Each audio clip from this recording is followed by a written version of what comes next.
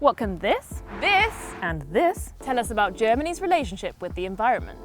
Overall, Germany has a pretty green reputation. We certainly know the Germans love nature, but how much do they really do to protect it? Ich achte auf meinen Müll so ungefähr. Was irgendwie zu recyceln geht, kommt in die entsprechenden Tonnen. Neben dem Müll trennen, was glaube ich jeder hier macht, habe ich kein Auto. Also ich fahre halt alles mit dem Fahrrad, gucke, dass ich so Bio einkaufe und regional vor allen Dingen und saisonal. Ob ich jetzt einen neuen Kühlschrank anschaffe, der schlichtweg weniger verbraucht. Ich bin auf hauptsächlich vegane Ernährung umgestiegen. Auch wenig Plastikverpackungen zu kaufen. Zum Beispiel, wenn ich mir einen Kaffee to go hole, dass ich jetzt auf den Deckel verzichte. Das sind so Kleinigkeiten, über die ich mir aber lange Zeit keine Gedanken gemacht habe, jetzt aber so klick, klick, klick mache.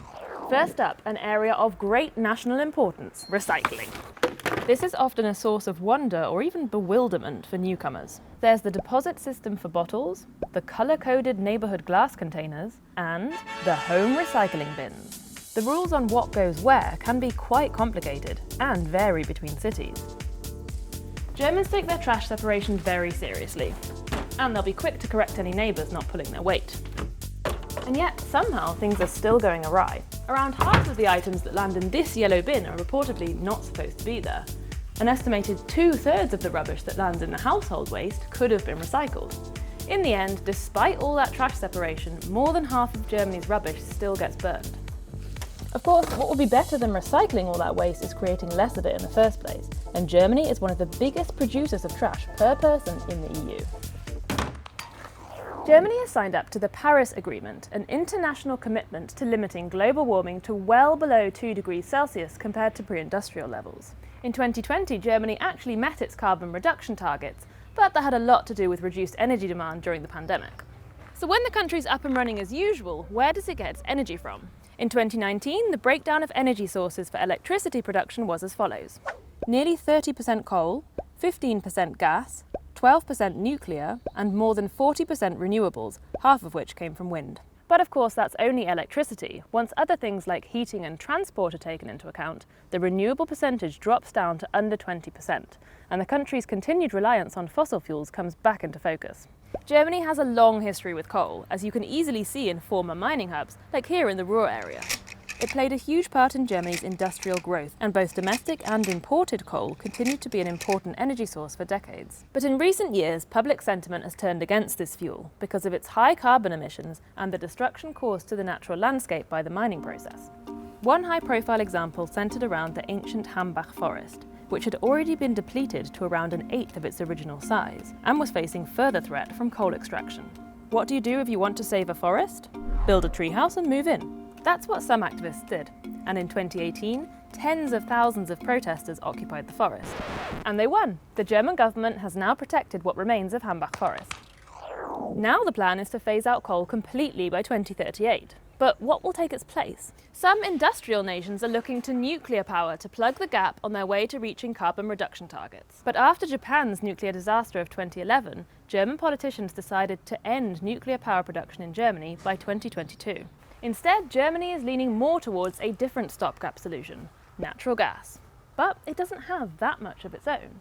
And that's where controversial plans for a gas pipeline running all the way from Russia to Germany come in.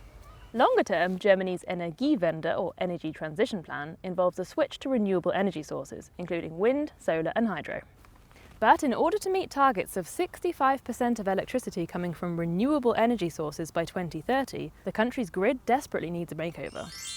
There has also been criticism that it's the consumers who are the ones paying the price for the switch over to renewables. Electricity in Germany is actually among the most expensive worldwide. Die ganze Energiewende ist überhaupt nicht vernünftig durchdacht gewesen. Diese teuren Spritpreise und diese Stromtarif und alles. Meistens der kleine Mann wird davon in Mitleidenschaft gezogen. Ne? Es ist Unsinn, alle Atomkraftwerke abzustellen, den Atomstrom dann aus Frankreich zuzukaufen. Mit der ganzen Lobby, mit dem Kohleausstieg und so, das dauert mir auf jeden Fall alles zu lange. Sehr schleppend, wie alles, was mit irgendwie Innovation in diesem Land zu tun hat. Man möchte ja keinem auf die Füße treten, Arbeitsplätze, die in gewissen Industrien bedroht sind. Letzten Endes ist es ein Thema, das irgendjemandem wehtun muss. Fridays for Future ist seit 2 Jahren am Kämpfen und die machen so viel. Before the coronavirus came along, almost 1/3 of all German students had taken part in a school strike organised by the Fridays for Future movement. So is the momentum on climate action in Germany coming from the younger generations? Für mich war das ganz lange einfach so ein ganz unwohles Gefühl, wenn ich über diese Themen nachgedacht habe. Und irgendwann kam aber dieser Moment, wo ich dachte, okay, ich glaube, die Erwachsenen, die Regierungen, die großen Konzerne, die Leute, die Entscheidungen treffen, die checken nicht, was abgeht.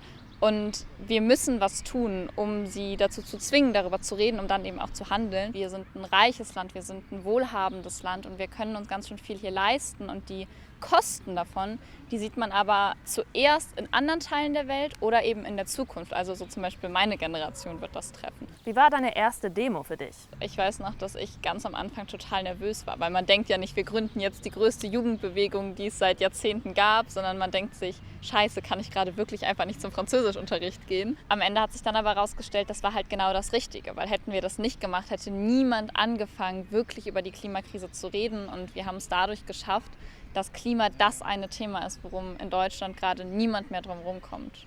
One other thing Germany is going to have to deal with before it can get that green badge of honour is its car habit. Car density actually rose 12% from 2010 to 2019 in Germany. Germany's automobile industry makes a lot of money, but employs hundreds of thousands of workers and has a very powerful political lobby. The 2015 Dieselgate scandal, in which German car maker VW was found to have cheated on emissions tests, has put more pressure on car companies to clean their act up. Despite being very slow to catch on to the need for electrical innovation, German companies are now projected to produce the most electric cars in the world in 2021. The next step will be to urgently improve the infrastructure for these electric vehicles across the country. And of course, in order to wean more Germans off their beloved cars, there needs to be a better alternative in the form of affordable, reliable public transport and bike-friendly infrastructure. While some cities are already leading the way, there's a lot more to be done nationwide. So what do you reckon? Are the Germans as green as you expected?